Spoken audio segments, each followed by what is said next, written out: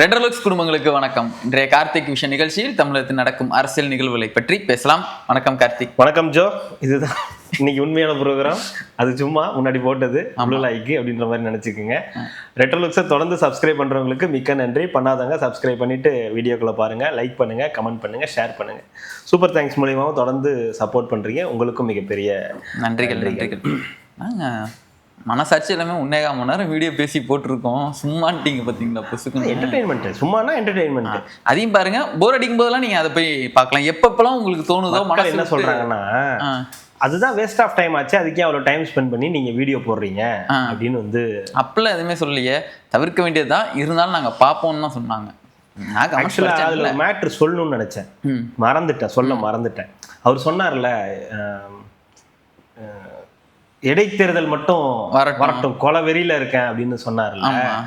ஆக்சுவலா ஒரு ரீல் ஒண்ணு இருக்கு, நீங்க பாத்திருக்கீங்களா? நான் பாத்திருப்பீங்கன்னு நினைக்கிறேன். லிங்கேஷ் பாத்திருக்கானு தெரியல. ஆமா, முட்டை போட்டதா? அதெல்லாம் நடந்துட்டு போகுது.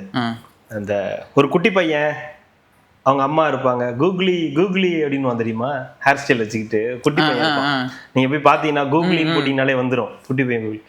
அந்த பையன் வந்து ஹேர் கட் பண்ணிட்டு வருவான், கூகுளி அப்படின்னு. அவங்க அம்மா அப்படியே பார்த்துட்டு கூப்பிட்டு தலையை நல்லா வழிச்சு சீவி, கூகுளினா அவர் வந்து ஸ்பைக்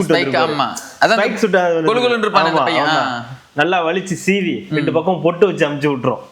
அண்ணன் அந்த மாதிரிதான் இடைத்தேர்தல் இருந்தாலே கூகுளி அப்படின்னு வருவாரு.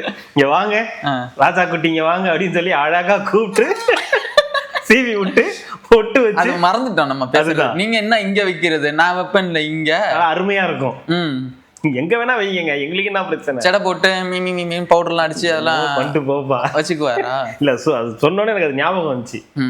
அந்த தேர்தல்னாலே சின்ராசுக்கு ஒரே கொண்டாட்டம் தான். போவோம். அது பேசி முடிகிறதுக்குள்ள இங்க ஒரு பஞ்சாயத்து சட்ட சிக்கலாயிருச்சு. தண்ணி வரலன்ற பிரச்சனையை வச்சுக்கிட்டு என்னத்த நம்ம சொல்றது, எப்படி சொல்றது, எது சொல்றதுன்னு தெரியல. அதை அண்டர்ஸ்டாண்ட் பண்றதுல இதெல்லாம் பேசணுமான்றது வேற இருக்கு. பட் ஆனா கண்டனங்கள் நிறைய வந்துகிட்டே இருக்குது. கம்பல்சரி பேசணும். இது ஒரு மாண்பு வேணா, மரியாதை வேணாமா? இல்லையே. என்னைக்கு சின்ன கலைஞர்னு கூப்பிட ஆரம்பிச்சாங்களே அன்னைக்கே கன்ஃபார்ம் ஆயிடுச்சு. கரெக்டா நிரூபிச்சிட்டாரா சின்ன கலைஞர்னு. டிஎன்ஏ ஒண்ணும் பண்ண முடியாது. இது ஏதோ இன்னைக்கு ஒரு பேசுறதா எல்லாரும் வந்து நினைச்சிட்டு இருக்கலாம். இல்ல, அவர் கடந்த சில வருடங்களாவே அப்படிதான் பேசிக்கிட்டு இருக்காரு. அவரோட இயல்புலயே அது இருக்கு. ஏங்க, டபுள் மீனிங்ல பேசுறது, ஜாலியா பேசுறதெல்லாம் வந்து இப்ப நமக்குள்ள பேசிக்கிறோம். அந்த மாதிரி பேசுறது, ஃப்ரெண்ட்ஸ்குள்ள பேசுறதெல்லாம் ஓகே. நீங்க பொதுவெளியில ஒரு பிரச்சனைக்கு போயிருக்கும் போது என்ன பேச சொன்ன, எந்த தண்ணியை பத்தி பேச சொன்னா நீங்க எந்த தண்ணியை பத்தி பேசிக்கிட்டு இருக்கீங்க? கர்நாடகால வர தண்ணியை பத்தி தான் பேசுறேன். காவிரிக்கு வர தண்ணியை பத்தி. நீங்க அதை பத்தி பேசியிருந்தாதான் பிரச்சனை இல்லையே. அது ஒழுங்காதான் ஒரு மாதிரி போயிட்டு இருந்துச்சு. நடுவுல வேற ஏதோ ஒரு தண்ணியை பத்தி பேசி ஒரு சிக்கலாகி போச்சுல்ல. தண்ணியை பத்தி பேசிருக்கீங்க. சாரி, அந்த தண்ணி டாஸ்மாக் அது இல்ல, வேற. அதையும் தாண்டி புனிதமானதுன்ற மாதிரி வேற பத்தி பேசியிருக்காரு. இவர் வந்து இங்க நம்ம எடப்பாடி பழனிசாமி அவர்களையே முட்டி போட்டு, சசிகலா அம்மா கிட்ட முட்டி போட்டு வந்து அப்படின்லாம் கூட வந்து சில விஷயங்கள் வந்து பொதுமக்கள் மத்தியில பேசியிருக்காரு. இந்த மாதிரி நிறைய தலைவனோட அந்த உதாரணங்கள்லாம் வந்து நீங்க இதுவே பண்ண முடியாது, எக்ஸ்பிளைனே பண்ண முடியாது. அந்த ரேஞ்சுக்குள்ள தான் வந்து எல்லாமே வந்து இருக்கும். அப்படிப்பட்ட ஒரு நபர் தான் இன்னைக்கு போராட்டம்னாங்க. காலையில 10 மணிக்கு, அதுவே பெரிய போராட்டம். காலையில 10 மணிக்கு போறதே பெரிய போராட்டம் தான். இவரு ஜென்ரலா சொல்லலை, இவருக்கு 10 மணிக்கு போறது பெரிய போராட்டம் தான். சரி, வழக்கமா எல்லாரும் போடுற மாதிரியே பச்சை துண்டெல்லாம் போட்டுட்டு கட்சிக்காரங்களாம் எல்லாரும் போய் நின்றுட்டாங்க. ஆரம்பிச்சாங்க, போயிட்டு இருந்துச்சு. பின்னாடி KN அவர் இவரு நல்லா இருந்தாங்க. இந்த ஈடிக்கு சொந்தக்காரங்க எல்லாருமே எல்லாருமே அங்கதான் இருந்தாங்கன்னு வச்சுங்களேன்.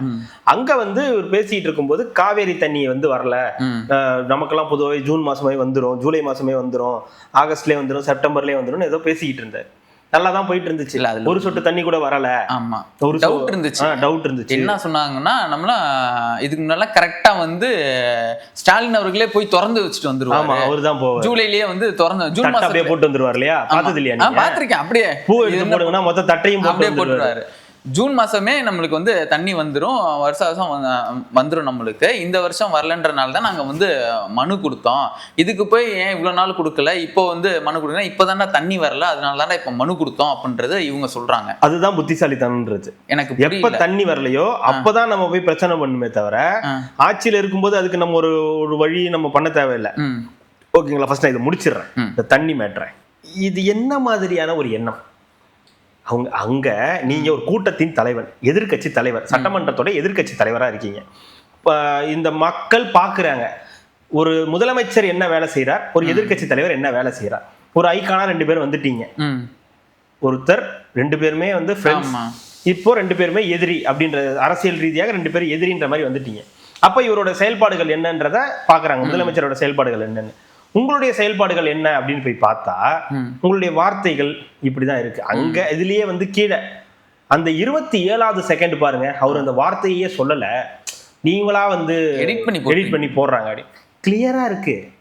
அது எடிட்டட் தான் சொல்லிட்டாங்க, அவங்களே சொல்லிட்டாங்க. நான் உங்களுக்கு வீடியோ தரேன், நீங்க போய் பாருங்க, போட்டுங்க, மக்களுக்கு போட்டு காட்டுங்க, பேசியிருக்காரா இல்லையான்றத போட்டு காட்டுங்க.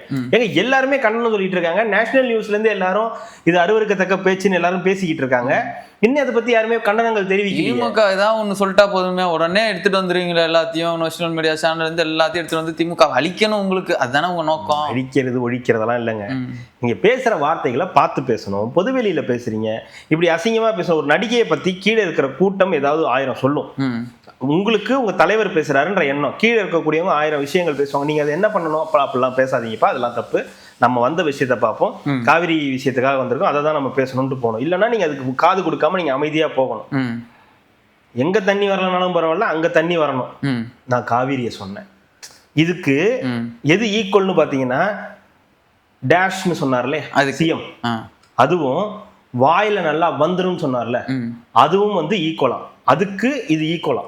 அதெல்லாம் நீங்க கொண்டாடுனீங்க, அப்ப இதுவும் கொண்டாடணும்ல, இதுக்கு மட்டும் கண்டனம் தெரிவிக்கிறீங்க. எங்க டேஷ்ன்றது நீங்க எங்க என்ன ஃபில் பண்ணலாங்க. அது வந்து பேசக்கூடாதுன்னு கூட ஓகே தான். ஆனா அது பெண்கள் பத்தினது இல்லைல்ல, யாரையும் வந்து உங்களுக்கு இது பண்ற மாதிரி இல்லைல்ல, எந்த பொண்ணையும் சொல்லல, பர்சனல் லைஃப்ல இருந்து உங்களை எதுவும் அட்டாக் பண்ணல. அவர் பொதுவா அரசியல் மேடையில இப்படி பேசிட்டாரு, அது தவறு, ஓகே, கண்டனம் கூட சொல்லுங்க, ஒன்றும் தப்பு கிடையாது. அப்புறம் வாயில நல்லா வந்துரும்னு சொன்னார், சரி அதுவும் தப்புன்றீங்க, அதுவும் கண்டனங்கள் சொல்லிட்டீங்க, ரைட், ஓகே.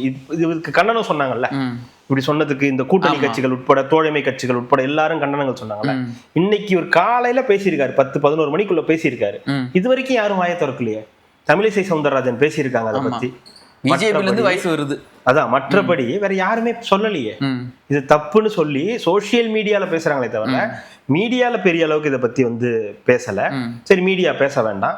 மற்றபடி இந்த தலைவர்கள் வந்து கூட்டணி கட்சி என்ன பண்ணிட்டு இருக்குது, அதுதான் உங்க சைடுல இருந்து எந்த ஒரு ரிப்ளையும் வர. திருமாவளவன் அவர்கள் என்ன பண்றாரு, இல்ல வெளியே இருக்கக்கூடிய அன்புமணி ராமதாஸ் அவர்கள் என்ன பண்றாங்க, துரந்தர் மேடம் என்ன பண்றாங்க, பெண்களுக்கு ஒண்ணுன்னா கொதிச்சு எரிஞ்சு வருவாங்கல்ல, தூங்கி எந்திரிச்சு திடீர்னு எங்கேயாவது போயிட்டு டூர்லாம் போயிட்டு வருவாங்கல்ல. இவரு இளம் தலைவர் பேண்ட் போட்டவர், அவர் என்ன பண்றாரு, திடீர்னு எங்க இருந்தாவது போயிட்டு திடீர்னு பொந்துக்குள்ள இருந்து எங்க வருவார்ல, அவர் எங்க போனாரு, வீரபாண்டி சிபிஐ சிபிஎம் சண்முகம் காணா, திருமாவளவன் அவர்கள், வைகோ அவர்கள், இந்நேரத்துக்கு வைகோலாம் வந்திருக்க வேணா, பொங்கி எழுந்து என்ன கூட்டணி கட்சி நீங்க, ஸ்பீடே இல்ல. இதுல கேட்டா நான் வந்து முன்னாடி நின்று போர்வாள் மாதிரி தடுப்பேன். அவருக்கு என்னன்னா புக்கு வெளியிட்டு வரேன்னு சொல்லிட்டு திடீர்னு வரலன்ட்டாரு. அது நாளைக்கு தானே அவரு வரலன்ட்டாரு. ஆமா, அவரு வரலன்னு உள்ள சொல்லிட்டாரு. இவர் வெளியே வந்து நான் வர வேணாம்னு சொல்லிட்டேன் அப்படின்னு தற்புறமே வந்து சொல்லிட்டு போனாரு. உண்மை என்னன்னா அவரு நான் வரலன்ட்டாரு. அதுதான் அங்க இருக்கக்கூடிய விஷயம். அப்போ ஒரு தலைவரா நீங்க அந்த இடத்துல சரியா இல்ல.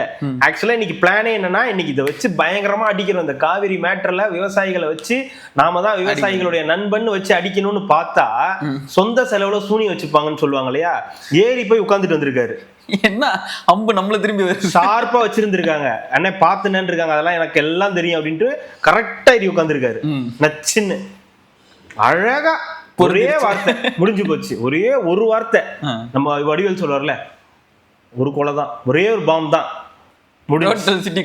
அந்த மாதிரி தான். அந்த மாதிரி ஒரு வார்த்தையில இன்னைக்கு ஒட்டுமொத்த தமிழ்நாட்டையும் வந்து தமிழ்நாட்டு மக்களுடைய எதிர்ப்பையும் ஒட்டுமொத்த தமிழ்நாட்டு மக்களுடைய அந்த இது இருக்கும் இல்லையா, என்னங்க இவர் போய் ஒரு எதிர்கட்சி தலைவர்னு சொல்லிக்கிட்டு சொந்த கட்சியிலே சொல்றாங்க.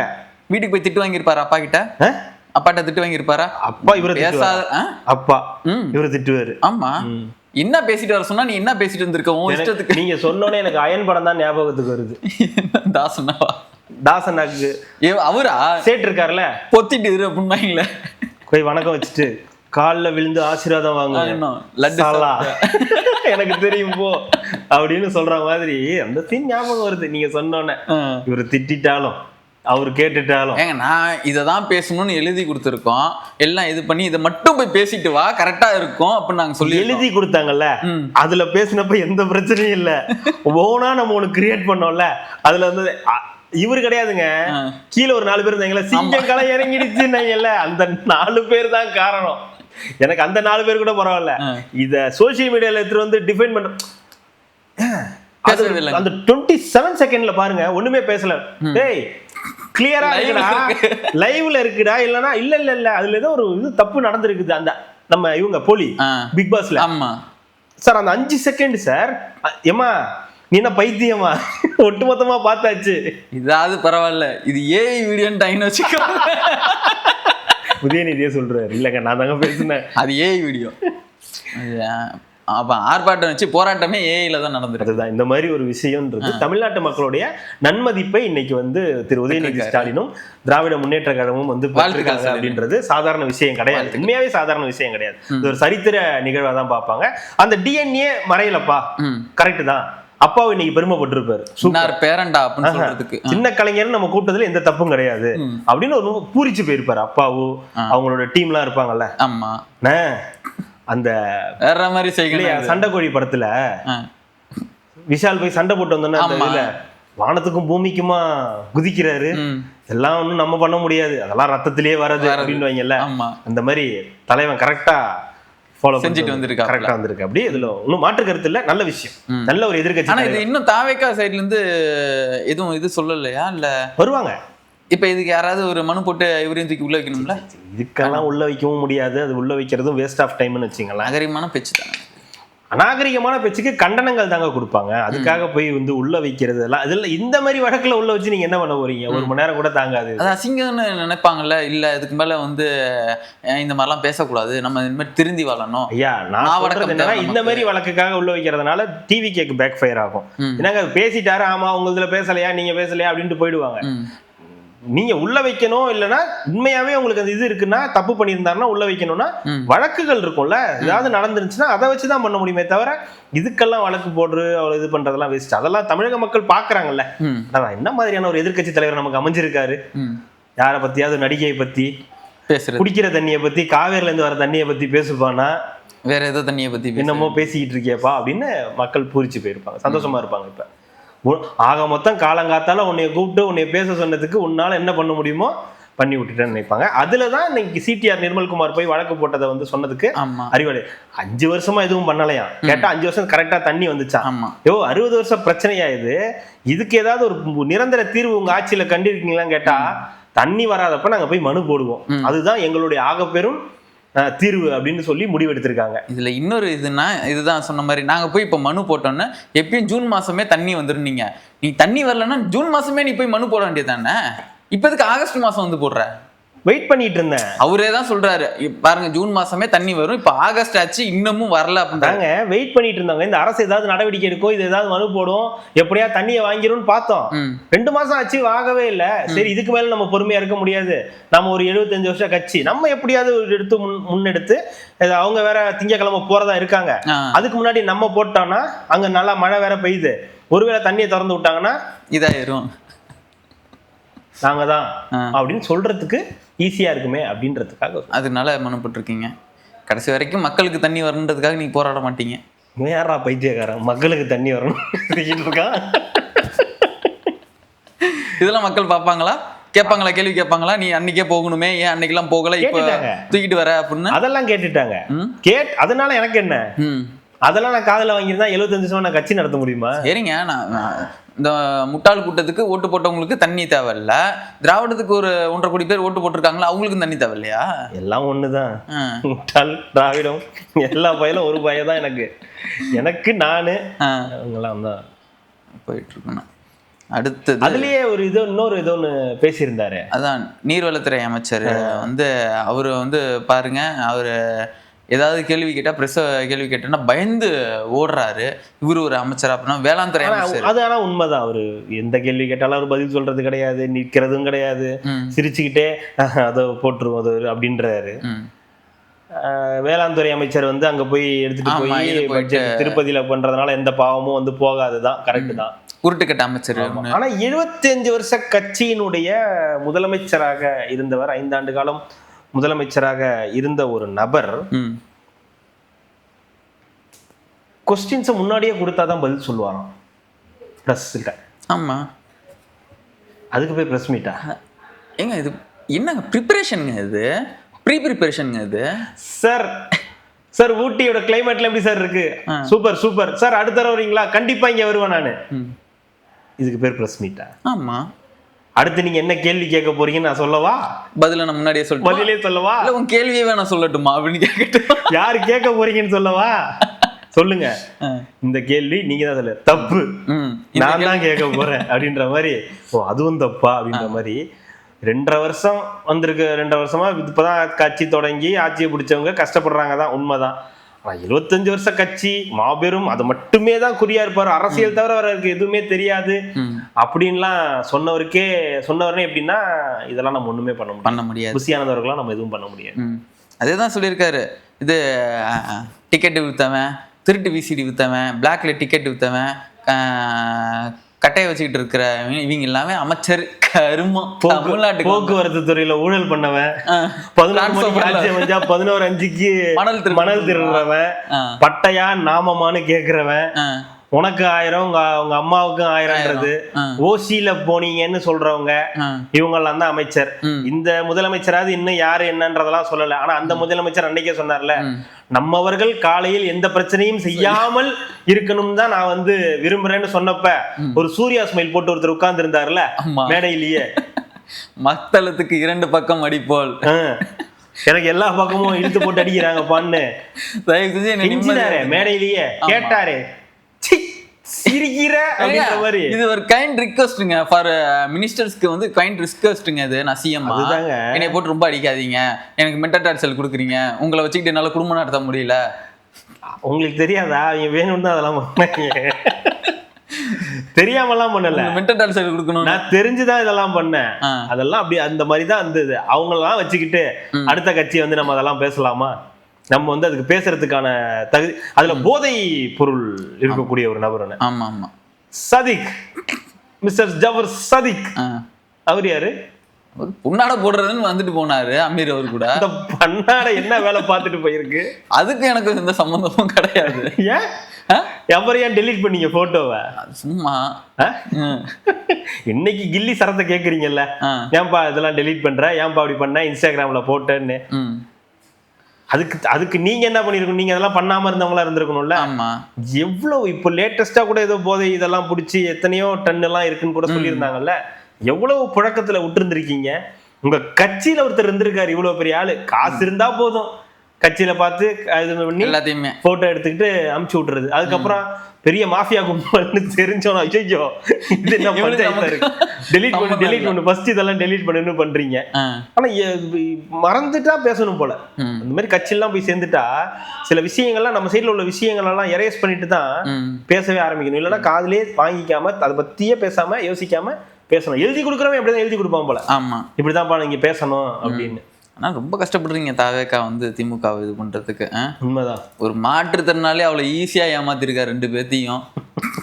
நீங்க எல்லாம் வந்து கஷ்டப்படுறீங்க. வரலாறு சொல்லும் வினோத் யாருன்னு. அவ்வளவு ஈஸியா ஏமாத்திருக்காரு. அவருக்கு தெரிஞ்ச டெக்னிக் கூட உங்களுக்கு எல்லாம் தெரியல. நீங்க என்ன மினிஸ்டர்ஸா இருக்கீங்க, என்னத்துக்கு உங்க மக்கள் வந்து உங்க கையில வந்து ஆட்சி கொடுத்துருக்காங்க. சீஃப் மினிஸ்டர், துணை முதலமைச்சர், எம்எல்ஏ அதிகாரிகள் எல்லாரையும் தாண்டி போய் ஒருத்தர் 2 கப்பு கொடுத்துருக்கான். தலைமை பெரிய ராபின் ஹுட்டா இருப்பான் போல இருக்குன்ற மாதிரி. ஏடா 2 கப்பை பார்த்தாலே தெரிய வேணாம். வேர்ல்டு கப்பே அவ்வளவு ஒரு கப்பு பிள்ளைக்கு ஒரு கப்புன்னு கொடுத்த பத்தியா, அங்கேயாவது சுதாரிக்க வேணாம். எக்ஸ்போஸ்டு அதுலயே வந்து திமுக எவ்வளோ ஸ்ட்ராங்கா இருக்குன்றதுல வந்து அதுக்கு ஒரு உதாரணம். அப்புறம் போகிற இடம் ஃபுல்லாக நாங்கள் கட்டி வச்சது போய் என்ஜாய் பண்ணிகிட்டு இருக்கீங்க. மெட்ரோ ட்ரெயினில் ஏறி போகிறீங்க, அங்கே போய் விசிட் பண்ண போகிறேன்றீங்க. 101 அடி ஹைட்டில் கட்டின மெட்ரோ, அது எங்கள் ஆட்சியில் நாங்கள் கொண்டு வந்த திட்டம். அதில் ஏறி ட்ராவல் பண்ணுறீங்க. என்ன இது வாட் ப்ரோ? உங்களால் இது மாதிரி ஏதாவது ஒன்று பண்ணிவிட்டு நீங்கள் கொண்டாடுங்க. சொந்தமாக கட்சி ஆரம்பிச்சு 2.5 வருஷத்துல நீ திருப்பி குளத்தூர் கொத்து புரோட்டா இல்லைங்க, அதெல்லாம் சொல்லல. சீச்சி, அதுக்கெல்லாம் போல. 2.5 வருஷத்துல ஒரு தனி மனிதன் ஒரு கட்சி ஆரம்பிச்சு ஒரு 108 தொகுதிகளில் வெற்றி பெற்று கூட்டணி கட்சிகளுடைய தயவோடு ஒரு ஆட்சி அமைச்சிருக்காரு. சொந்தமா கட்சி ஆரம்பிச்சு சொல்லுங்க, சொந்தமா திருப்பி சொல்லுங்க, சொந்தமா கட்சி ஆரம்பிச்சு ஆட்சியை பிடிச்சு இன்னைக்கு வந்திருக்காரு. நம்ம என்ன பண்ணோம்? அதுதான் நான் எனக்கு தான் விட்டுட்டு போயிருக்காங்களே, விட்டதை நான் காப்பாற்றணும்ல. உங்களை மாதிரியா 2 வருஷம், நாங்கள் 75 வருஷம். அப்போ யார் பேசணும்? அதை பரம்பரை. அதுதான் பிரச்சனையே, பரம்பரை தான் பிரச்சனையே, இங்க வேற யாரும் கிடையாது. இப்ப நீங்க விட்டுருவீங்களா? இப்போ உங்க அப்பா உங்களுக்கு எல்லாம் இது தாத்தா செத்து வச்சா, அடுத்து உங்க அப்பா அடுத்த ஒரு இதுன்னா நீங்க தான் எடுத்து நடத்தணும்னா அது நீங்க தான் வந்து பொறுப்பா இருந்து எடுத்து நடத்தணும். ஏன் தாத்தா ஒரு நிறுவனம் ஆரம்பித்து என்னுடைய அப்பா அதில் முதலாளியாக இருந்து நான் அந்த கம்பெனிக்கு முதலாளி ஆகிறதுல எந்த தப்பும் கிடையாது. ஏன்னா அது பரம்பரை. யாரோ கட்சி ஆரம்பிச்சு அது எங்கேயோ போய் உங்ககிட்ட வந்தா அது உங்களுது கிடையாது, அது வேற ஒருத்தருது. என்னது ஆக்கிக்கிறதுல என்ன அதான் பிரச்சனை இருக்கு? அதுதான் பிரச்சனை. அப்போ அது கேட்கறது கரெக்டு தானே? ஏதோ பிரச்சாரத்தை போய் கேட்டாரு. அப்ப சொந்தமா கட்சி ஆரம்பிச்சு பேசுங்க, ஏதாவது பண்ணுங்க, ஜெயிச்சு காட்டுங்க. சொந்தமா கட்சி ஆரம்பிச்சு ஜெயிச்சு காட்டுங்க, அதுக்கப்புறம் பேசுவோம். அண்ணனுக்கு கீழே அதான் முதலமைச்சர்னா எல்லாம் தமிழ்நாட்டுல என்ன இருக்கு, என்ன போயிட்டு இருக்கு, ஆய்வு போயிட்டு இருக்குன்னு தான் போக செய்யும். இப்ப என்ன நீங்க பண்ணதுக்காக எல்லாத்தையும் இடிச்சு போட்டுடலாமா? அண்ணன் மாதிரி வச்சிடலாம், எல்லாத்தையும் அழிங்க, எல்லாத்தையும் நீங்க பண்ணதுன்றதுனால தானே அந்த பேரெல்லாம் மாத்திட்டு இருக்காரு. நான் முதல்வன் இருக்கக்கூடாது, முதலமைச்சர் காலை உணவு திட்டம் வேண்டாம், அப்புறம் இந்த தமிழ்நாடு ஃபேக்ட் செக், ஆமா ஐஐஏ என்னமோ டிஎன் ஃபேக்ட் செக்ன்றது டிவி கேஸ் இதுன்னு ஐஐடியோ ஏதோ ஒன்று மாதிரி ஐடென்டிஃபிகேஷன் சம்திங் ஏதோ போட்டு மாத்திட்டாங்க. அப்புறம் இந்த திட்டம் உங்க அடையாளமே இருக்கக்கூடாதுன்றதுதான் எண்ணம். மக்கள் மனசுல இருப்பாங்க எல்லாருமே. நீங்க இதெல்லாம் வந்து அழிக்கலாம், மக்கள் மனசுல இருக்கிறதெல்லாம் நீங்க அழிக்க முடியாது. மக்கள் அப்படியே யோசிச்சு பார்ப்பாங்க, என்னெல்லாம் நடந்திருக்குன்னு யோசிச்சு பார்ப்பாங்க. 1000 ரூபா நல்ல விஷயம், கிரீன் அப்படி பசுமையா வரும். மகளிர் விடியல் பயணம், நல்ல விடியல். அந்த விடியல் பயணம் வரும்போதே டக்குன்னு ஓசி பஸ்ன்னு வாங்கி அது ஞாபகத்தை வரும், சரி அப்படின்ட்டு அழிச்சிரு. அதுக்கப்புறம் வீல் தனியா போகும், கூரை பேந்து போகும், தார்பாய் போட்டு காலை உணவு திட்டம் ஞாபகத்துக்கு வரும், முதலமைச்சர் பண்ணாரு. அப்புறம் அப்படியே யோசிச்சு பார்த்தா எல்லாரும் அப்புறம் எல்லாமே நெகட்டிவ்ல தான், எதுவுமே பாசிட்டிவ் கிடையாது. ஊத்தி கொடுத்தது வச்சது எல்லாம் நெகட்டிவ்ல தான். சங்கிலி பருப்பு, தாலி அறுப்பு எல்லாம் நிறைய வரும். அந்த மாதிரி வரும்போது மக்கள் என்ன பண்ணுவாங்க அப்படின்ட்டு போயிடுவாங்க. ஆனா நீங்க பண்றது எல்லாமே டெய்லி சாயந்தரம் ரீல்ஸ் எடுக்கிறதுக்காக போறீங்க. சாயந்தரம் என்ன கதை? நாங்க ஒரு பிரச்சனையை கொண்டு வரோம், நீங்க அந்த பிரச்சனையை பத்தி பேசாம டெய்லி சாயந்தரம் போய் வெளில போய் ரீல்ஸ் எடுத்து போட்டு அதை மாற்றம் பண்றீங்களே, உங்களுக்கு வெக்கமா இல்லையான்னு கேக்குறேன். உங்களுக்கு தினமும் ஏதாவது ஒரு பிரச்சனை பண்ணணும், அதுக்கு அவரு என்ன பண்ணுவாரு? நீங்க பிரச்சனை பண்ணுவீங்கன்றதுக்காக அவர் போய் வேலையை பார்க்காம இருப்பாரா? இருக்க பிரச்சனை என்ன பிரச்சனை? ஏகப்பட்ட பிரச்சனை இருக்கு. இந்த 60 நாள்ல வந்து நீங்க என்னென்னலாம் பண்ணிருக்கீங்க? தமிழ்நாடு அரசு இதெல்லாம் இருந்தாலே பிரச்சனைன்னு இருக்கதான் செய்யும். அதுக்காக தான் வந்து உட்கார்ந்து இருக்காரு. அது வேலை போக மற்ற நேரங்கள்ல ஆய்வு அதெல்லாம் நடத்திக்கிட்டு இருக்காரு. இதெல்லாம் நம்ம பண்ணலையா?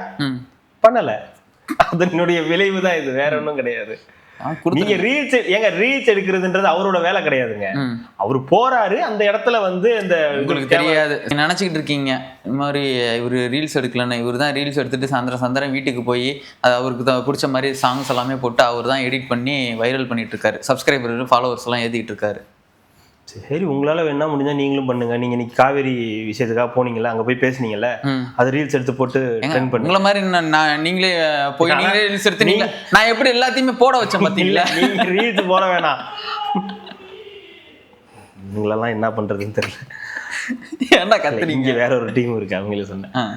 இந்த இவர் ரீல்ஸ் எடுத்து போட வேணாம், இவங்களே எடுத்து போட்டுறாங்க எல்லாரும். அதுதாங்க மக்கள் தலைவன். மக்கள் எல்லாரும் இப்ப எப்படி அவரா தன்னெழுச்சியா வந்து ரீல்ஸ் கட் பண்ணி போட்டுக்கிட்டு இருக்காங்க. மக்கள் தலைவனை தான் எல்லாரும் பாராட்டிட்டு இருக்காங்க. வாங்க கழக தலைவன், நல்லா இருக்கு, உங்களுடைய ஸ்பீச் ரொம்ப அருமையா இருக்கு, இன்ட்ரெஸ்டிங்கா. இதுல 5ஆம் தேதி பாருங்க நாங்க புரட்டி எடுக்கிறோமா இல்லையான்னு மட்டும் பாருங்கன்னு. ஆமா, 5ஆம் தேதி வருவீங்களா சட்டமன்றம், விட மாட்டோம் உங்களை, என்ன நடக்குது கதியாகிறீங்க, இந்த பிரச்சனையை வச்சு நான் வந்து உங்களை வந்து சூரசம்ஹாரம் பண்றேன்னு இருக்காங்க, என்ன பண்ணுவீங்க? வாங்க முதல்ல வாங்கணும். ஆனா நீங்க வந்து ஓடக்கூடாது.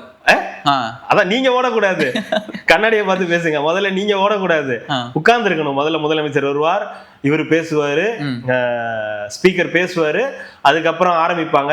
ஆரம்பிக்கும் போதே காவிரி தண்ணி அப்படின்னீங்கன்னா வெளியே அனுப்பிச்சு விட்டுருவாங்க. பட்ஜெட்டுக்காக வராங்க, அதுக்கு பேசினதுக்கு அப்புறம் தான் தருவாங்க. இல்ல நாங்க இப்பயே போகணும்னு சொன்னீங்கன்னா நீங்க உடனே கிளம்பி போகலாம், வீட்டுல போயிட்டு நீங்க எப்பவும் போல போய் பார்க்கலாம், ஒரு பிரச்சனையும் இருக்காது. அப்பா சீனை ரீக்ரியேட் பண்ணுவாங்களா? பண்ண மாட்டாங்க. வந்தாங்கல்ல தூக்கிட்டு போனாங்கல்ல, அது மாதிரிலாம் எதுவும் பண்ண மாட்டாங்களா? நடக்காது. அந்த தூக்கிட்டு போய் பனியனோட விளம்பரம் அதுவா? ஆமா. இவருக்குன்னா டிஷர்ட் செட் ஆகாது, அது பண்ண மாட்டாங்க, அதெல்லாம் பண்ண மாட்டாங்க. நடக்குங்க, எதுவும் நடக்கும். ஆல்ரெடி கொதிப்புல தான் இருக்காங்க. ஆகுனா வேணும்னா நாங்க ஐஸ் வாட்டர் ஊத்தட்டுங்களா உங்க கொதிப்புல? ஆல்ரெடி இருக்கிற அமைச்சர் மேலே உங்களுக்கு வந்து இந்த திமுக மேலே வந்து பழி போட்டு அவங்க வந்து பழி வாங்குற நடவடிக்கையில தான் நீங்கள் இதாகிட்டே இருக்கீங்கன்னு அவரும் சொல்லிட்டாரு. எங்கள் அமைச்சர்கள் எல்லாத்தையுமே நீங்கள் வந்து பழி வாங்குறீங்க, அவங்கள வந்து பிடிச்சி உள்ளே போடுறதுக்கு மட்டும்தான் நீங்கள் வந்து சுற்றிக்கிட்டு இருக்கீங்க. பிடிச்சி உள்ளே போடுற மாதிரியே பண்ணால் பிடிச்சி உள்ளே போடாமல் வேற என்ன பண்ணுவாங்க? கருணையோட நடந்துக்கோங்க கொஞ்சமாவது. நீங்க கருணையே இல்லாம போன ஆட்சியில நடந்துகிட்டதுனால தான் இப்ப கருணையே காட்ட மாட்டேங்கிறாங்க இந்த ஆட்சி. உங்களுக்கு மக்களுக்கு கருணையோட இருந்தா போதும், எம்எல்ஏக்கெல்லாம் கருணையா இருக்கணும்னு அவசியம் இல்லை. ஆனா பாத்தீங்களா அந்த பின்னாடி மேடைக்கு பின்னாடி ஒரு ரொம்ப ஆவேசமா கோஷம்லாம் போட்டுருக்கும்போது பின்னாடி கேனர் அவர்களும் இவங்களும் சிரிச்சு ஜாலியா தான் வந்து பேசிட்டு இருந்தாங்க. வேற ஏங்க என் மேல நீங்க 900 சில்லற கோடி வந்து நீங்க சொல்றீங்க, அப்படி ஒரு பழியை நான் ஏத்துக்கிட்டு நான் வந்து நிம்மதியா சிரிக்க முடியுமா? 900 கோடிக்கு எத்தனை சைபர் இருக்குன்னு எனக்கு யோசிச்சு இவ்வளவு பெரிய கடன் இதுல சொல்றீங்க. அதை விடுங்க, 818 கோடி அதை விட்டுருங்க. அது ஓகே, அது ஒரு பக்கம் இருக்கதான் செய்யும் டென்ஷன். ஆனா முன்னாடி ஒருத்தர் சீரியஸா பேசிக்கிட்டு இருக்காருன்றது கூட மதிக்காம அவங்க இருக்கிறான், நம்ம பேசுவோம்டா அப்படின்னு பேசுறது இருக்குல்ல, அதுவே நல்ல விஷயம் தானே. துரை வைக்க அவர்கள் பேசும்போது இப்படியே பார்த்து இப்படியே சிரிச்சு இப்படி பார்த்துட்டு அந்த மாதிரி கூட நான் பார்க்கல. அப்ப நான் அந்த மாதிரி தான் நான் வந்து சோட்டா பாய் அப்படின்லாம் பாக்குற நேரத்துல அப்புறம் அவரையும் அப்படிதாங்க பாப்பாரு. ஏங்க அவரோட எக்ஸ்பீரியன்ஸ், ஒரு இந்த திருச்சியே கட்டி ஆளக்கூடிய ஒரு நபர், இவர் அங்கேயே நான் தான் துணை முதல்வர், நான் தான் எதிர்கட்சி தலைவர், எனக்கு நீங்க பேப்பர் எடுத்து கொடுக்கணும்னா இருக்கதானே செய்யும். எப்ப பார்த்தாலுமா என்ன தலைவரே சொல்லுங்க அப்படின்னா பேசிட்டு இருப்பாரு. நீ பேசு, நான் பாட்டுக்கு என் வேலையை பாக்குறேன், அதுக்காக நீ பேசுனது வாயா நான் பாத்துட்டு இருக்க முடியுமான்னு கேட்பாரு அவரு. கேட்கக்கூடிய நபர் தான் வச்சுக்கோங்க. ஆமா, ஜோக்ஸ். வாங்க இப்போ நம்ம மேட்ருக்கு வாங்க. இது செந்தில் பாலாஜி, பங்கர் பாலாஜி அவர்கள் வந்து சொல்லிட்டார், ஜெயிலெல்லாம் பார்த்தாச்சு அதெல்லாம் நம்மளுக்கு ஒரு இதே இல்லை. அந்த நல்ல வார்த்தை ஒன்று சொன்னாரு, ஜுஜுபி சிறைவாசம், அதெல்லாம் ஏற்கனவே நாங்கள் அனுபவித்து விட்டோம், நான் அனுபவித்து விட்டேன். ஜுஜுபி மேட்ருங்க, என்ன ஜெயிலில் போட்டு சந்தோஷப்படலான்னு பார்த்தீங்க. அவரையா சார் ஓடி ஒளிஞ்சிங்க, பங்கருக்குள்ளார போனீங்க? இந்த ஜிலேபி உங்களுக்கு கொடுக்க கூடாதுதான். சிறைவாசம்லாம் எங்களுக்கு ஒன்றும் புதுசு இல்லை, நாங்கெல்லாம் வந்து எல்லாத்தையும் பார்த்தாச்சுன்னா. பார்த்த நீங்க ஏன் போய் எதுக்கு எடுத்தாலும் முன்ஜாமீனை கேட்குறீங்க? அங்கே லைட் பயப்படுறீங்க, லைட் இல்லை, பாத்ரூம் கொஞ்சம் க்ளீனாக இல்லை, அதனால தான் இப்போ வேணான்றோம். உட்காந்து க்ளீன் பண்ணுங்க. ஏது நான் யாரு தெரியுமா? தெரியும், செந்தில் பாலாஜி. தெரியுங்க, போய் க்ளீன் பண்ணுங்க. செந்தில் பாலாஜியா இருந்தாலும் எந்த பாலாஜியா இருந்தாலும் பாத்ரூம் க்ளீன் ஆனாலும் நீங்க தான் போய் க்ளீன் பண்ணிக்கணும். அதுக்கு என்ன பண்ண முடியும்? அதுக்கெல்லாம் அங்கே ஆள் இருப்பாங்க, ஹை கிளாஸ் ஏசிலாம் இருக்குன்னு நினைக்கிறேன். சிறையில் ஏசிலாம் இருக்குதுங்களா? அது ஒரு சில இதுக்குலாம் ரொம்ப டாப் நாச்சில் இருக்கிறவங்களுக்கு. அண்ணன் கிட்ட இல்லாததா? அண்ணன் நினைச்சா புழலையே வாங்குவாரு. அண்ணன் நினைச்சா ஒரு தீவு வாங்கி அவரே அங்க சிறையில் அடிச்சுப்பாரு அவரை. யாரும் அதுக்கு பேரு டூருங்க, இல்ல சிறை கிடையாது. செந்தில் பாலாஜி அவர் என்ன சொல்றாருன்னா, நாங்கெல்லாம் சிறையெல்லாம் பார்த்துட்டோம், எங்களுக்கு எல்லாம் என்ன இருக்கு, நாங்க அதெல்லாம் ஒளியாதீங்க, சிறையெல்லாம் பார்த்துட்டீங்கன்னா ஏன் ஓடி ஒளியறீங்க? லைட்டா வருது பயம்.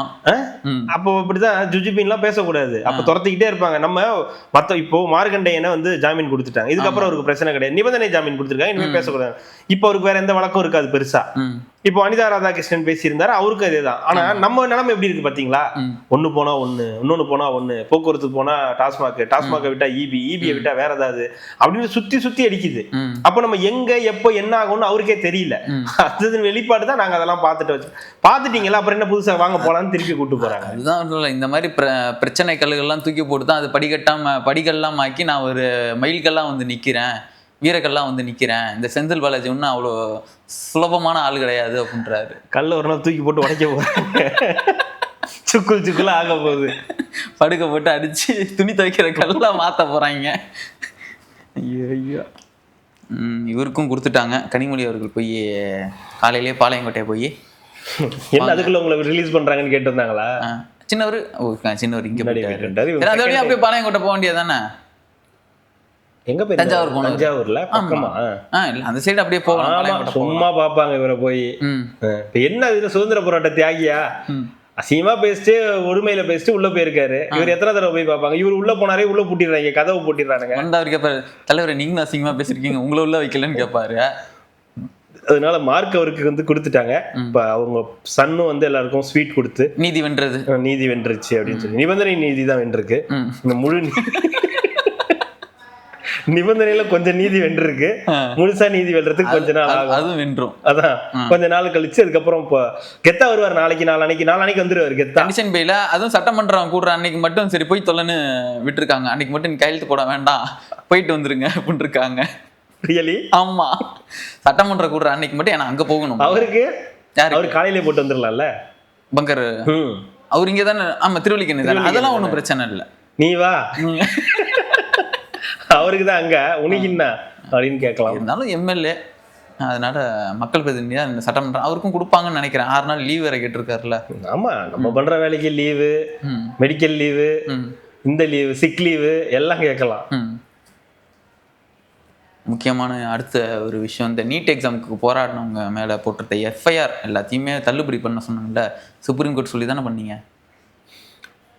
ஆமா ஆமா. அப்படி வாங்க, என்னமோ நீங்களே மனசு வந்து பெருந்தன்மை மனசு வந்து நீங்களே வந்து வேணாம் அவங்க வாழ்க்கையெல்லாம் நல்லா இருக்கட்டும்ன்றதுக்காக ஏதோ பண்ண மாதிரி பீலா விடுறீங்க. ஆமா, பயந்துட்டீங்க.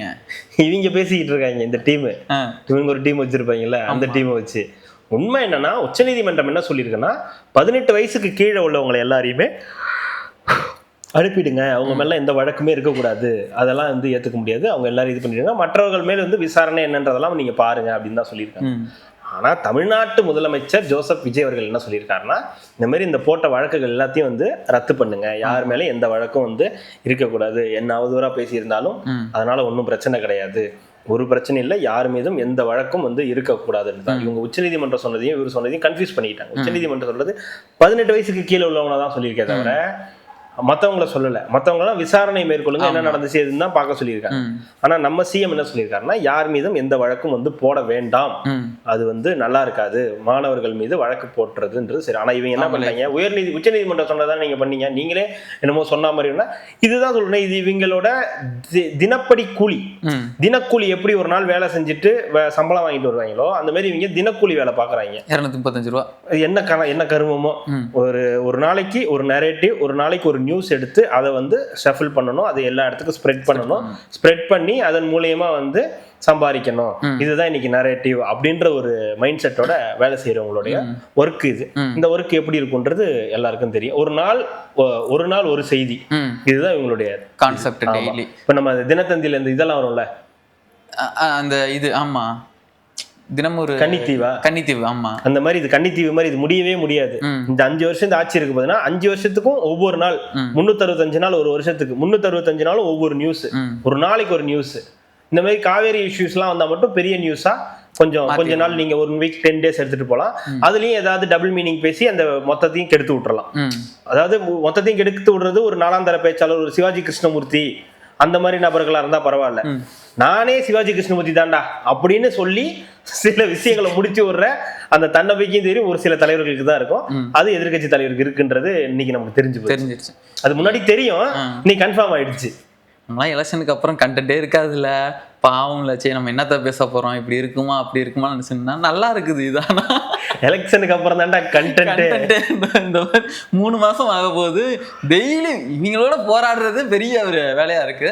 ஆனா ஜாலியா தான் இருக்குது, இவங்களெல்லாம் அடிக்கிறதுக்கும் போறதுக்கும் இவங்க பண்ற ஃபன்னுக்கும் வேற லெவல்ல தான் இருக்குது. இதுல இன்னைக்கு நம்ம 2வது வீடியோ போடுறோம். ஆமா, இதுல ஒரு கமெண்ட் வந்துச்சுல்ல, ஆதிரா வந்து யாசர் இன்டர்வியூ பண்ணி. ஆமா ஆமா, யார்ல அது எனக்கு வேற ஸ்கிரீன்ஷாட் எடுத்து அனுப்பியிருந்தாங்க, இன்ஸ்டால வந்து அனுப்பியிருந்தாங்க. நம்ம 2 பேரும் படத்துக்கு போயிட்டோம், நீங்க பாத்தீங்க, நாங்க படத்துக்கு போனது நீங்க பாத்தீங்க. காலையில இருந்து எவ்வளவு கலவரமா போயிட்டு இருக்கீங்க. அதில் பாருங்க, எடிட்னு என் பேரும் போட்டிருக்கோம், கேமராமேன் லிங்கேஷை விட்டு படத்துக்குலாம் நாங்க போனதே கிடையாது, ஒரு படத்துக்கு கூட. ஆனா அந்த படத்துக்கு போறதை கெடுத்ததே அவன் தான் அன்னைக்கு. அது அதனாலே அந்த படத்துக்கு போக கூடாது முடிவு பண்ணிட்டேன் நான். அவரு போயிட்டு வந்துட்டாரு.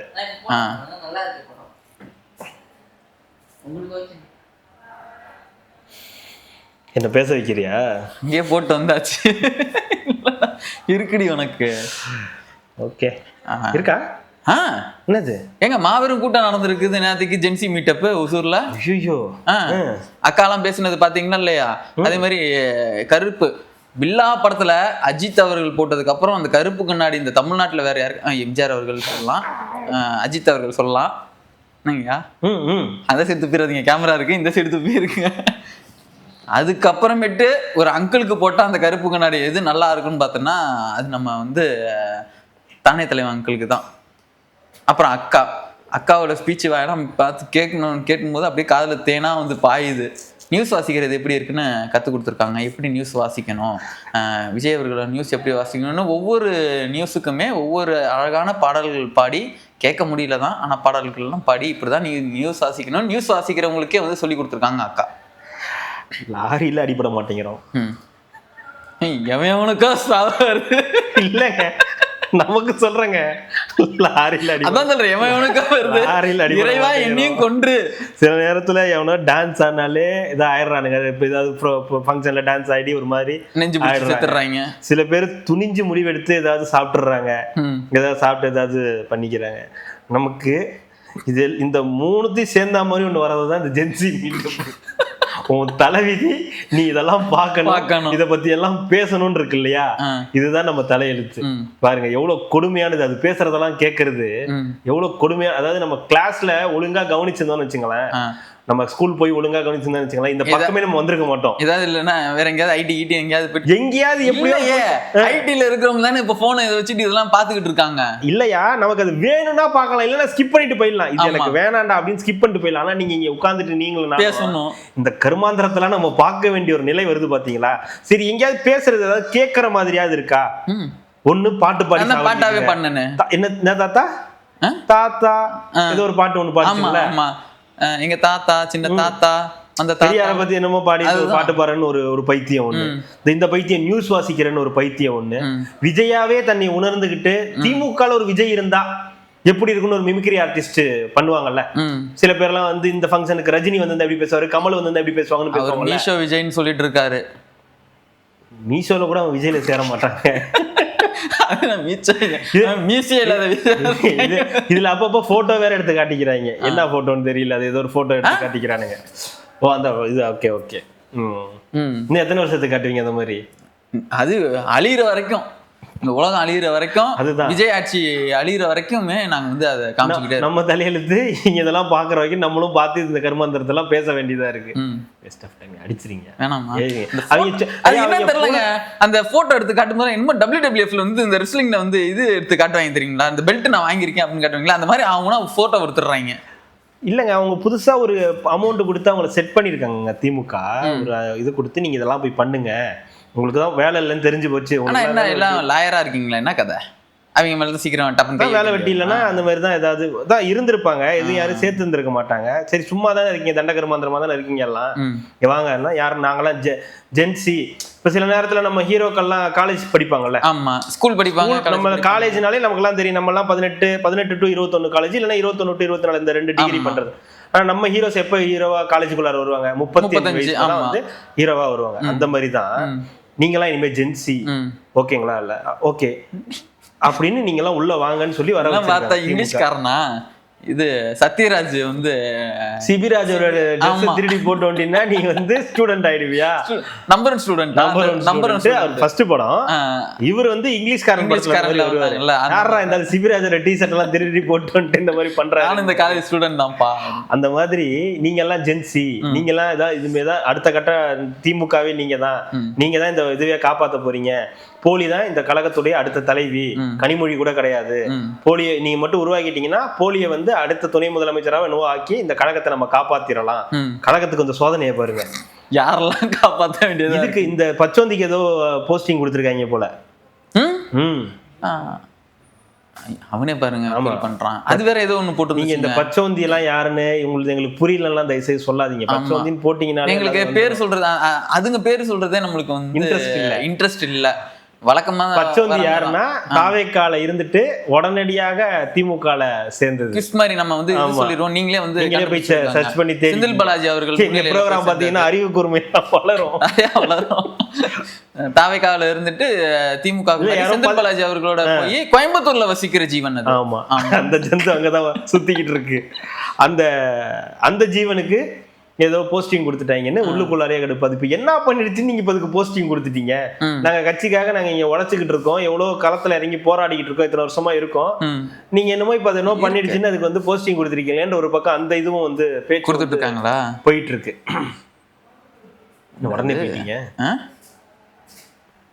அது தேட முடியல. அது ஏதோ ஒரு இது கூட பார்த்தேங்க, போஸ்ட் கூட ஏதோ ஒண்ணு பார்த்தேன். இதுக்கா என்னத்துக்கு கொடுத்தாங்கன்னு தெரியல, போஸ்டிங் கொடுத்தாச்சு. அதாங்க எல்லாருக்கும் கிடைக்காதுல்ல உங்களுக்கு. இப்ப நீங்க தாவேக்கால இருந்ததுனாலதான் உங்களுக்கு அந்த இது கிடைச்சிருக்கு. அதனால நீங்களும் என்ன பண்ணுங்க, முதல்ல தாவேக்காக்கு வாங்க. அங்கிள் ஆன்டிஸ் எல்லாரும் முதல்ல தாவேக்காக்கு வாங்க. வந்துட்டு ஒரு 6 மாசம் 1 வருஷம் இருந்தீங்கன்னா ஐயோ அங்க போயிட்டாங்களா, அதுக்கப்புறம் அவங்களே கூப்பிட்டு உங்களுக்கு ஏதாவது பொறுப்பெல்லாம் கொடுப்பாங்க. ஏன்னா நீங்க போயிட்டு ஓசூருக்கு போய் கோயம்புத்தூர் போய் சுத்தி கித்தி வந்தீங்கன்னாலும் கடைசியா உங்களுக்கு எதுவும் போஸ்டிங் தர போறது இல்லை, உங்களுக்கு வாய்ப்பும் கொடுக்க போறது இல்லை.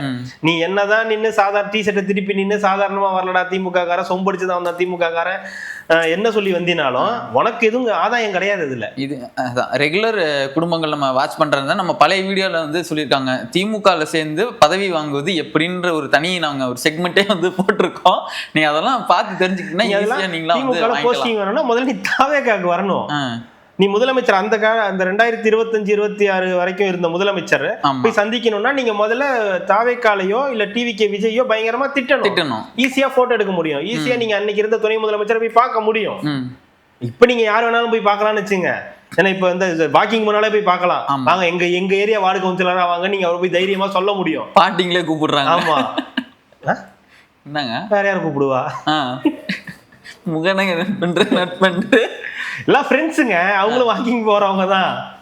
அவங்க அடிச்சாதான் அங்க வலிக்கும், அவங்கள ஜூனியர் ஆர்டிஸ்டா மாத்திட்டாங்க, வேற ஒண்ணும் கிடையாது. இல்ல இங்க அடிச்சாதான் அங்க இங்க அடிச்சா இங்கதான்டா வலிக்கும் மாதிரி வந்து ஜென்சி இதெல்லாம் வந்து சுழிச்சு விட்டுறணும். இதெல்லாம் எடுத்துட்டே வராதிங்கன்னு போட்டு விட்டுறணும்.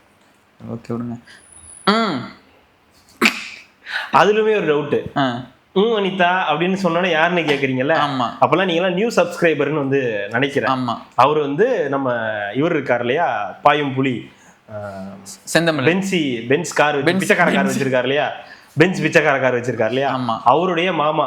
ஏன் மாமானா இப்ப அவருக்கு 2வது பெண் குழந்தை பிறந்தது, அவருக்கு தாய் மாமன் சீர் செய்ய வரும்போது எல்லாருக்கும் தெரிஞ்சது, ஓ இவங்க 2 பேருக்குள்ள, அதாவது திருட்டு நிதியில சீரு செஞ்சாரு. அததான் அவரே சொன்னார், திருட்டு நிதி கும்பல்னு சொன்னாரு.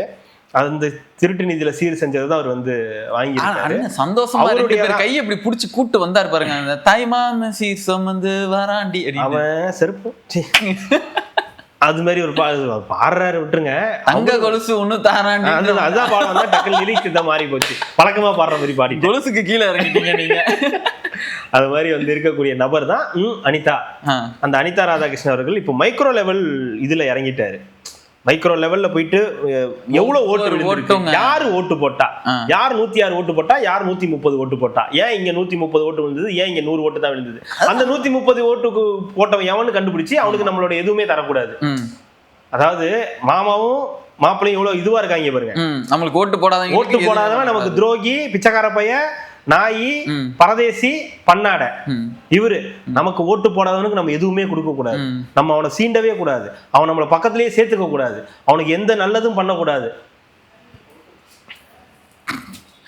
எச்ச பொறுக்கி இலை பொறுக்கி எல்லாம் இங்கிட்டு இருக்கணும். அதுதான் அவங்கள பொறுத்த வரைக்கும் நாங்க தான் இங்க, நீங்க எங்களுக்கு தான் ஓட்டு பண்ணணும், நாங்க தான் உங்களுக்கு நல்லது பண்ணுவோம், நாங்க மட்டும்தான் உங்களுக்கு பண்ணணும், வேற எவன் பண்ணாலும் அதை நாங்க ஏத்துக்க மாட்டோம் அப்படின்ற ஒரு மமதையோட இருக்கக்கூடிய ஒரு நல்ல உள்ளம் தான் திரு அனிதா ராதாகிருஷ்ணன் அவர்கள். அதனால சொல்ல அவரு இன்னைக்கு தடவை கர்ஜிப்பாருன்னு நினைக்கிறேன், சட்டமன்றத்துல செம்மையா கர்ஜிப்பாரு. என்ன புளிய போயிட்டு கொடுத்தா பூனை போயிட்டு கொடுத்துக்கிட்டு இருக்க, சுகர் மாத்திரை போட்டியா அவரு ஆர்பி உதயகுமார் இவங்கெல்லாம் இந்த தடவை மார்க் சட்டமன்றத்துல விஜய் இப்படி உட்காந்துருப்பாரு, மார்க் பாப்பர் வணக்கம் சார் மாத்திரை. ஓகே, செந்தில் பாலாஜி கடைசியா தான் உட்காந்துருக்காரு. அதுப்பா அவர் எந்த ஆங்கிள் பார்த்தாலும் அவர் மூஞ்சிக்கு அவரு தப்பு பண்ணாரு சொன்னா சேச்சா இதுவா இதெல்லாம் தப்பு பண்ணிருக்காதுப்பா அப்படின்னு சொல்ற மாதிரி தான் அவரோட செந்தில் பாலாஜி கூட பிரச்சனை இல்ல, அவர்லாம் பிரச்சனை இல்ல, முடிச்சிருவாரு. ஓபிஎஸ் ஐயோ வணக்கம் வைக்கலாமா வேணாமானே தெரியலையே, பையன் வேற அந்த கட்சிக்கு போகணும்ன்றான், துண்டு போட்டு வைப்புமா என்ன பண்ற யாரு ரவீந்திரநாத். ஆமா ஆமா இல்ல இப்போ இவருமே இங்க இருந்து அங்க தாவறதா ஒரு பேச்சு, இங்க இருந்து தாகறதா பிளான் வந்தா அமைச்சர் பதவி தருவீங்களா இல்ல இது பண்ணலாமா ரிசைன் பண்ணிட்டு வரலாமா அப்படின்ற கேள்வி வந்தாங்க, எப்படி இருக்கும் ஏதா இருக்குன்ற ஒரு எண்ணம் வேற. அதனால பையன் போயே தீரணும் அப்படின்னு சொல்லி 2 காலையும் தூக்கிடுறாராம். பிஜேபி தானே அவர் பிஜேபிக்கு போனாரு, அங்கேயும் எதுவும் வேலைக்கு ஏங்க இவருக்கு யாருங்க கொடுப்பா, என்னங்க பண்ணிருக்காரு இவரு, ஒண்ணும் பண்ணல. அதனால வெயிட்டிங் லிஸ்ட்ல வச்சிருக்காங்க. ரவீந்திரநாத் வரதுக்கு ரெடி, அது ஓகேன்ட்டாராம். ஆனா வந்தா நீங்க மட்டும் வராதீங்க, உங்க அப்பாவையும் கூட்டு வாங்கன்றாராம். இப்ப நான் இங்க ரிசைன் பண்ணவும் முடியாது, இப்பதான் நீங்க நீங்க என்ன பண்ண போற, இன்னும் பின்னாடி தானே உட்காந்துருக்கு போற, வா என் கூட வா, இங்க வா நம்ம பெருசா இல்லடா அது சரிப்பட்டு வராதுடா, இங்கேயாவது பின்னாடி உட்காந்துருக்கா, அங்க போனா என்ன, எனக்காக நீ இதை கூட பண்ண மாட்டியா, உனக்காக நான் 5 வருஷம் வந்திருப்பா, அந்த கான்செப்ட்ல தான் போயிட்டு இருக்கு. தாவேக்கால ரெடியா இருக்காங்க சேர்க்கறதுக்கு, ஆனா சிங்கிளா வராதீங்க டபுளா வாங்கன்றாங்க. ஏன் சேர்க்கணும், சரி விடுங்க, அது அவங்க கட்சி, அவங்க யார் சேர்க்கணும் சேர்க்க கூடாதுன்னு அவங்க முடிவு. சேர்க்கறதுனால ஒன்னும் பிரயோஜனம் கிடையாதுன்னு வச்சுக்கோங்க. சும்மா சேர்த்துட்ட ஓபிஎஸ் இங்க வந்துட்டாருன்னு அப்படின்னு அவருக்கு தான் அவமானம், வேற ஒன்றும் கிடையாது. தாவேக்காக ஒரு சின்ன டேமேஜ் ஆகும். ஏங்க இவரெல்லாம் அவரை போய் அந்த பேச்சு பேசுனீங்க, இப்ப நீங்க சேர்த்து வச்சிருக்கீங்கன்னா ஒரு டேமேஜ் ஆகும். அதனாலதான் கூட்டு வர மாட்டாங்கன்னு தெரிஞ்சுதான் நீ வராதப்பா, வந்து அவங்க அப்பாவையும் சேர்த்து கூட்டு வைப்பான்ட்டாங்க. புரியல, அவரு வரமாட்டாரு. அதுதான் வரமாட்டாருன்னு சொல்ல முடியாது, தெரியாது அவரோட மைண்ட் செட் எப்படின்லாம் தெரியாது இல்ல. திடீர்னு ஏங்க எவ்வளவு பாரம்பரியமான கட்சி, உங்களை முதலமைச்சரா அழகு பார்த்த கட்சி, துணை ஒருங்கிணைப்பாளரா வச்சு அழகு பார்த்த கட்சி, துணை பொதுச் செயலரா வச்சு அழகு பார்த்த கட்சி, இவ்வளவு பதவிகளை வாங்கின அந்த கட்சிக்கே இவர் விபூதி வச்சுட்டு வந்திருக்காரு. அப்படின்ற போது உங்களுக்கு என்ன ஒண்ணுமே கிடையாது. அம்மா கூட இருந்து முதலமைச்சர் ஆனவர் என்னையெல்லாம் சேர்த்துக்க மாட்டீங்களா, அம்மா கூட இருந்து மினிஸ்டரா இருந்தவரெல்லாம் கூட வச்சிருக்கீங்க, நான் முதலமைச்சர்லாம் ஆயிருக்கேன். நான் எதற்காக அங்கிருந்து வந்தேன் என்றால் அம்மாவின் புகைப்படத்தை பாக்கெட்டில் வைத்துக் கொள்ளலாம்.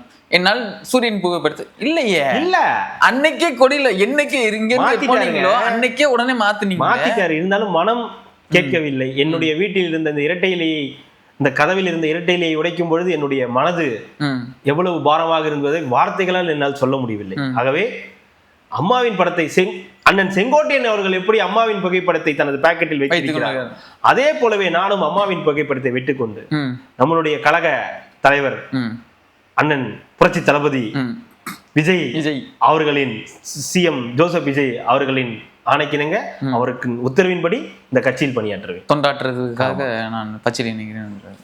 போதுமாடா மகனே, கடைசியா கேட்பாரு, போதுமாடா மகனே, நினைச்சது சாதிச்சுட்டல.